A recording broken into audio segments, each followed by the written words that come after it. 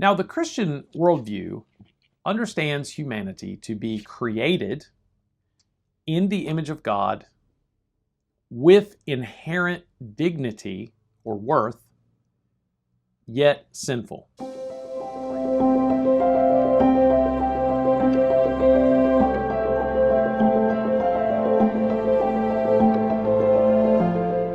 Thank you for watching the Professor's Podcast, where we connect the Bible to life and culture. As we continue our survey of the Christian worldview, today we will consider the Christian perspective on humanity or mankind. No matter what your worldview is, you must address the reality of human beings and mankind as they are. And typically, a worldview is going to address the origins of human beings, the essential nature of human beings, as well as the destiny of human beings. A naturalist or an evolutionist would address the origins of mankind by pointing out the fact that human beings are simply the end result or the highest form of evolution from lower life forms. So mankind's origins essentially are traced back to simply lower forms of life that existed in the billions of years in the past. They would essentially say that the essential nature of human beings is that they are organic, biological creatures. There is certainly a physical brain. That brain is characterized by chemical and electrical impulses, the synaptic connections within the brain, and that drives much of what human beings do, what human beings feel, and how human beings think. There's also an essential element of instinct that gets involved with human beings from a naturalist or evolutionary perspective. And then as far as destiny is concerned, the naturalist and the evolutionist would say that mankind is simply destined to die like every other animal in the created world, or in the world in which man inhabits. Nothing beyond that, simply organic, living, and then dead, and therefore that is the end. Obviously, the Christian worldview takes a very different perspective on human beings and mankind. A Christian perspective views the origin of human beings as being created. Human beings were created. They were the creation of a direct act on the part of a personal God. God created human beings. Now, the fact that mankind is created leads to several implications. For example, first of all, is that mankind is not the highest thing in the universe. If we are created, that means that someone created us, and therefore that is greater and higher than we are. And of course, the Christian worldview is that God is that greatest and highest person in all the universe. It also means that we are not above the creation, but that we are simply a part of the creation. And that should lead to a great deal of respect for the creation in which we live, the environment in which we live. It doesn't mean that we worship the environment, and it doesn't mean that we are harming ourselves in an attempt to preserve the environment in which we live. But certainly we should be conserving what we have in this creation, as since we are part of it and since we live here. So mankind is a part of the creation. Mankind is not the highest thing in the universe. Another thing about mankind's createdness in the Christian worldview is that mankind faces definite limitations. There are limitations on what mankind can know, the accomplishments that mankind can actually achieve. There are limitations on a human person's lifespan. And so mankind faces definite limitations as a created being. But mankind exists for a purpose beyond just himself.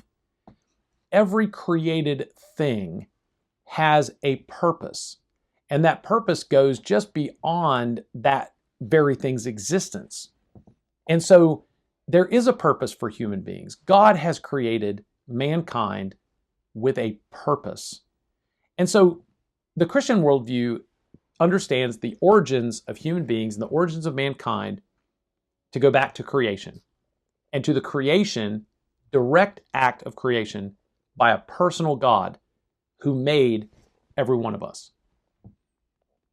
A second aspect, though, of the Christian worldview is to view mankind, his essential nature. What makes a human being a human being? What makes a person a person?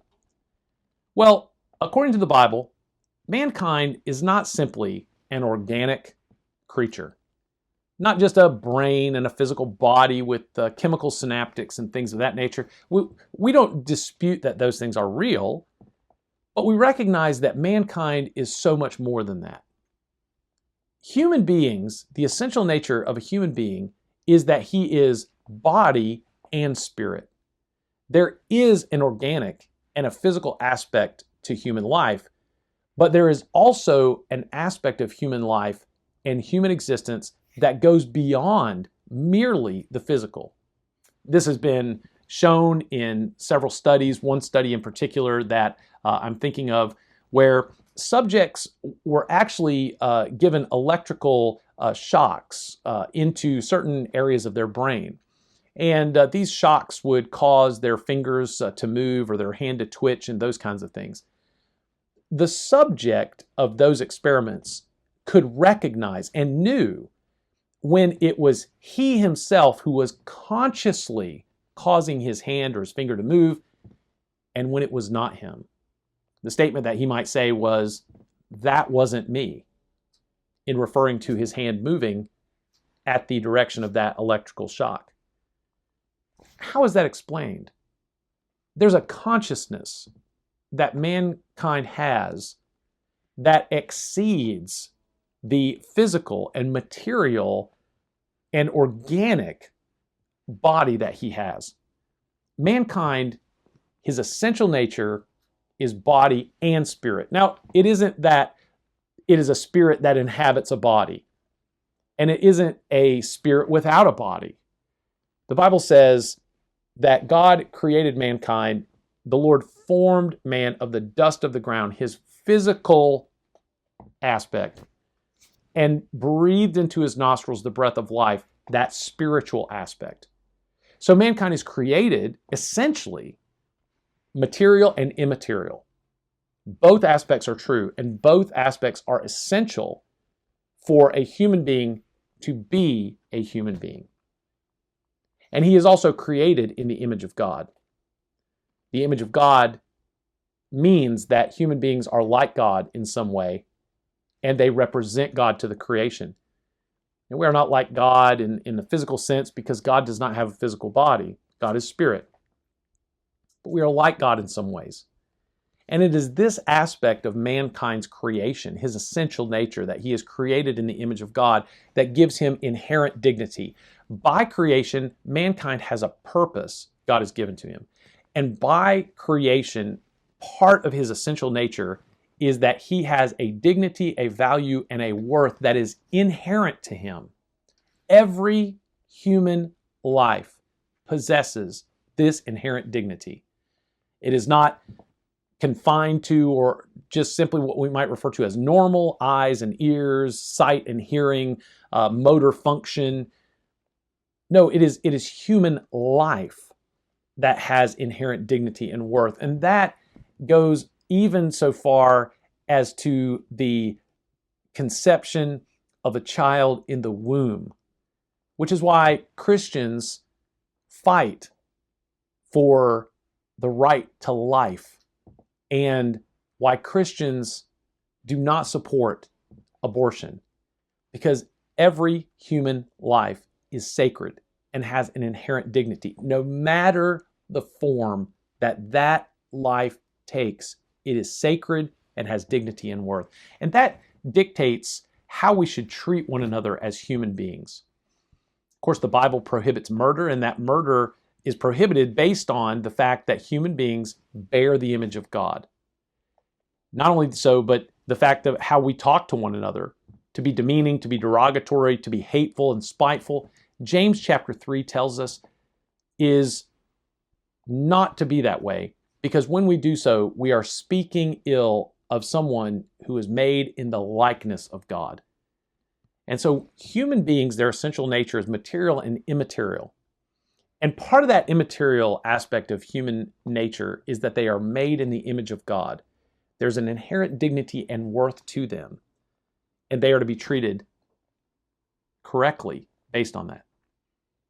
Then, of course, the destiny of mankind. Human beings are headed somewhere. Death is not the end of the human existence. There is an afterlife. The concept or the idea of afterlife is a completely separate element and component of a Christian worldview, which we will explore later. But mankind's destiny is something beyond merely this life. Now, the problem is, as we look at the origins and the essential nature and even the destiny of human beings, is the fact that though human beings are created in the image of God, like God in some ways, and therefore as human beings being created in the image of God, there's an inherent dignity, and we should value that, we should appreciate that, we should treat one another accordingly. Human beings don't always do that. And so therefore, the Christian worldview also must leave room for the fact that human beings are sinful.